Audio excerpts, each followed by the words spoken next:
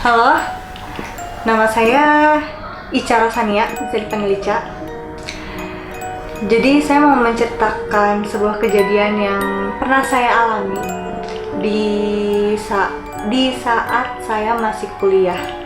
Itu pada tahun 2015, antara 2015 atau 2016. Langsung aja ke ceritanya. Jadi saat itu kebetulan saya sangat aktif di organisasi saat saya zaman kuliah. Saat itu setelah selesai acara di kampus, kebetulan di sebuah kampus swasta yang berada di kota Bandung. Jadi kampus saya itu berdekatan dengan komplek yang menurut orang-orang sih mistis ya, gitu. Dan yang saya rasakan juga seperti itu.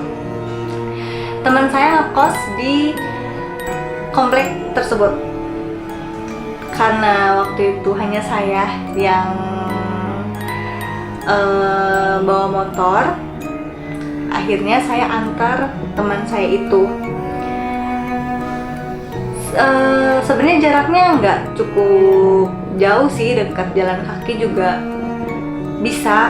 Cuman karena kasihan bawaan teman saya yang sangat banyak, akhirnya saya antar teman saya ke kosannya.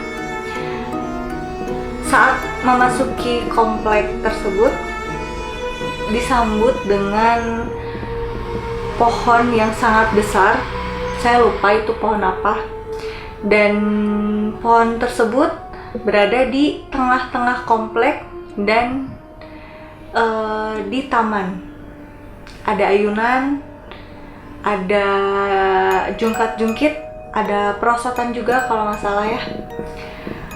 Nah, kebetulan kosan teman saya itu berdekatan, bahkan berseberangan dengan taman tersebut.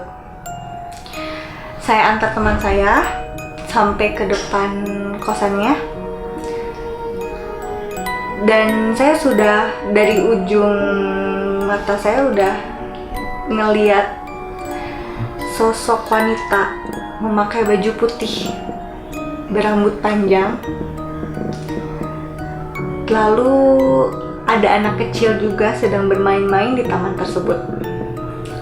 Kebetulan dulu saya sering ngelihat sih, cuman nggak terlalu sering juga sih. Kadang-kadang gimana kondisi saya juga, kalau lagi capek saya bisa lihat. Kalau misalnya bener-bener lagi capek dan bener-bener udah pengen rebahan, itu udah bisa lihat sih gitu.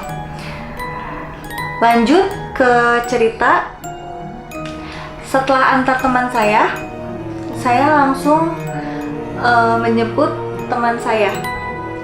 Kebetulan kosan teman saya berseberangan dengan kosan saya, karena teman saya ini mau menginap di kosan saya. Sebut saja dia Sri. Nah, Sri ini saya jemput, lalu kita pulang ke kosan saya. Karena posisinya saya udah benar-benar capek, saya bilang kepada Sri ini kalau misalnya saya minta izin untuk tidur duluan gitu. Dan teman saya ini dia nggak tidur, dia bilang mau menonton film dulu. Nah, saya tidur di situ. Oh ya, posisi kamar saya itu di lantai 2 dan ada satu lantai lagi. Itu di lantai atas itu adalah jemuran dulu. Sekarang udah berubah menjadi kamar gitu. Dan posisi kosan saya itu berdampingan dengan kampus saya.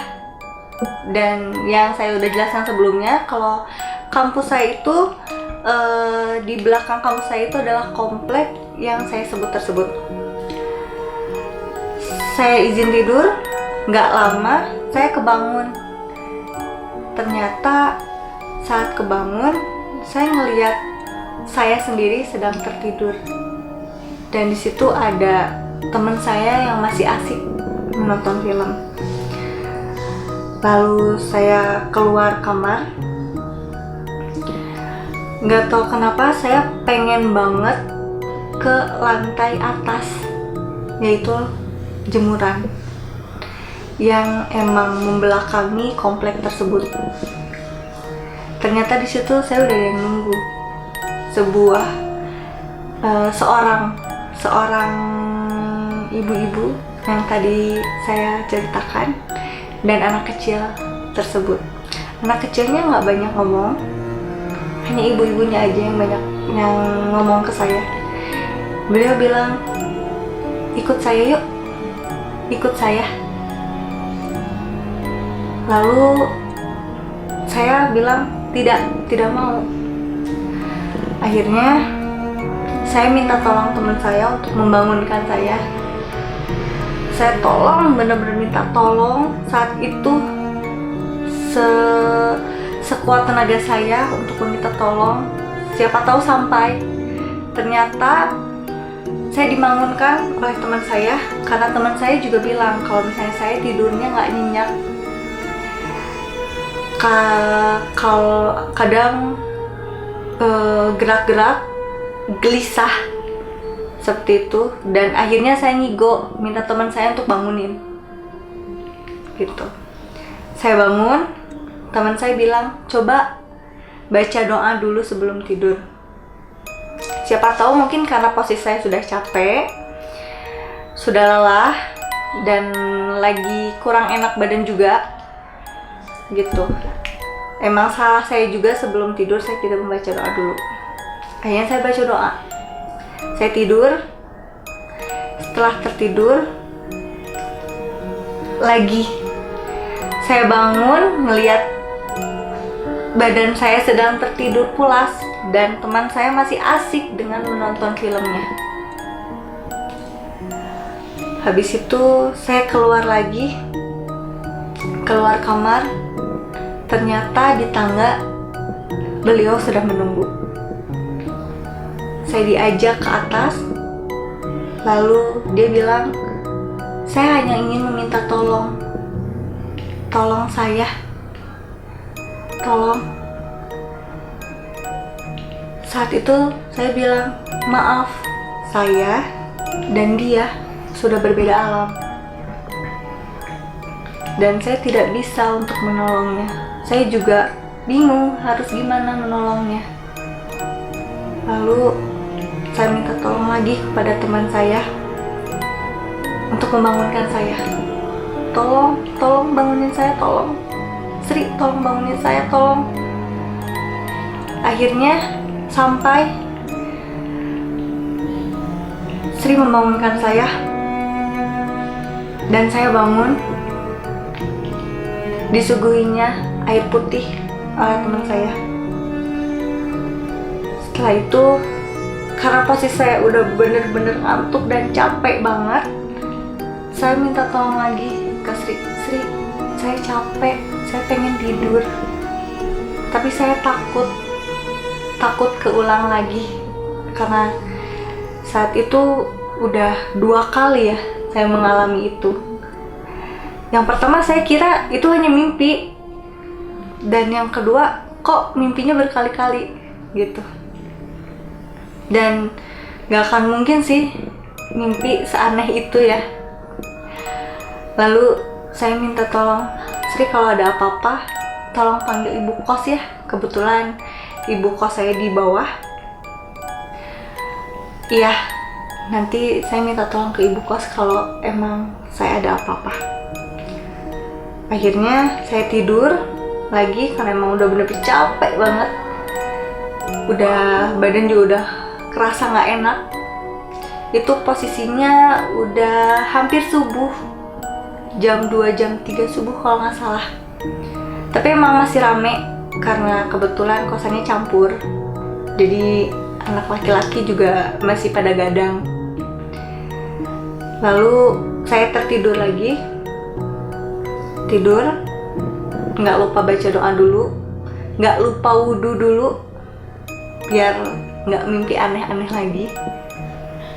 Dan saya tidur. Gak lama kemudian diketoklah pintu kamar saya oleh beliau, wanita itu. Bangun, ngelihat badan saya masih tertidur dan teman saya lagi memasang headset untuk menonton kembali filmnya. Setelah itu diketoklah pintu kamar saya. Saya buka pintu tersebut dan saya dituntun oleh beliau naik ke atas, ke lantai atas, dan sampai ternyata saya sudah berada di depan kampus. Lalu saya naik ke lantai 2 kampus saya. Dan saya bilang, saya tidak mau ikut. Mohon maaf sekali, saya tidak bisa menolong. Tapi beliau memaksa, meminta tolong kepada saya. Tolong, saya mohon tolong. Saya bingung karena apa yang harus saya tolong? Saya nggak bisa apa-apa. Saya hanya manusia biasa. Dan akhirnya saya minta teman saya untuk bangunkan lagi. Tolong Sri, bangunkan saya, tolong, saya mohon bangunkan saya. Saya bangun. Tidak lama saya pingsan. Dan akhirnya saya digotong oleh teman kosan saya yang laki-laki tersebut. Dan banyak juga teman kosan saya yang wanita nolong juga, sama gotong ke bawah ke rumah ibu kos. Dan kata teman saya di situ, saya menangis, tapi bukan suara saya. Kalau disebut, saya kesurupan. Kadang menangis, kadang tertawa.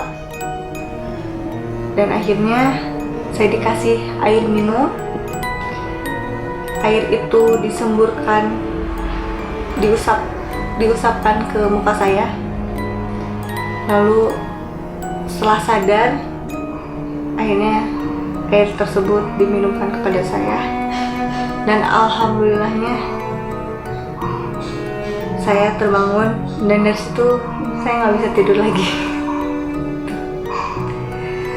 Pagi harinya telepon orang tua.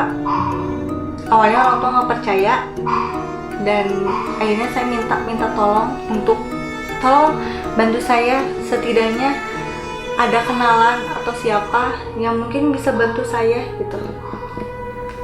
Dan ternyata bibi saya punya kenalan. Saya dibawa ke orang tersebut, sebutnya orang pintar mungkin ya, tapi sesuai dengan norma agama. Alhamdulillah. Lalu saya dibacakan doa, saya dibacakan Yasin juga, ayat kursi. Lalu setelah itu saya kesurupan lagi di situ.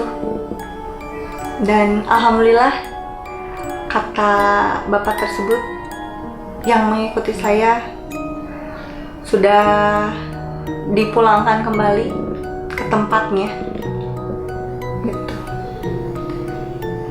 Mungkin segitu cerita dari saya. Semoga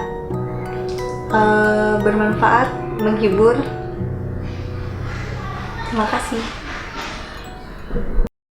Jangan lupa like, komen, dan juga subscribe, serta nyalakan lonceng notifikasinya.